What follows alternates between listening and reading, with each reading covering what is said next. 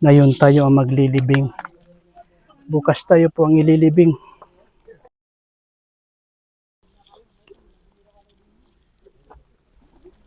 Bismillahi wa ala millati Rasulillah.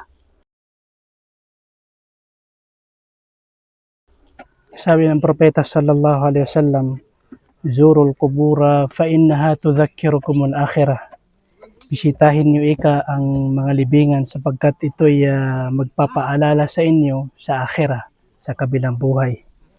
So, ang isang Muslim, nakukuhaan niya ng aral yung siya ay makakita ng namamatay, siya ay nakakakita ng inililibing.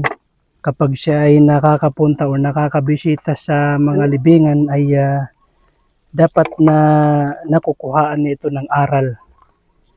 Dapat na naaalala niya dito yung akhirah, yung kamatayan na magtutulak sa kanya tungo sa pagmamadali, sa pagtauba, paghingi ng tawad at pagbabalik loob kay Allah subhanahu wa ta'ala.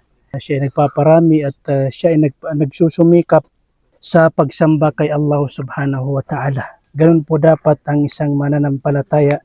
Kung nakikita niyo po, maliit po yung hinukay natin dahil sa bata po yung ililibing natin. So isipin niyo po mga kapatid, kung namamatay yung bata, ano pa kaya yung malaking tao, yung adult. Subhanallah. Ang isang tao, kapag nakakakita siya ng nililibing or namamatay, nakikita na niya ito pero wala pa rin siyang nararamdaman na takot, hindi niya naalala yung akhirah. Kabilang ito sa mga palatandaan na may sakit yung puso ng tao o kaya ay patay yung kanyang puso. La hawla wala quwwata illa billah.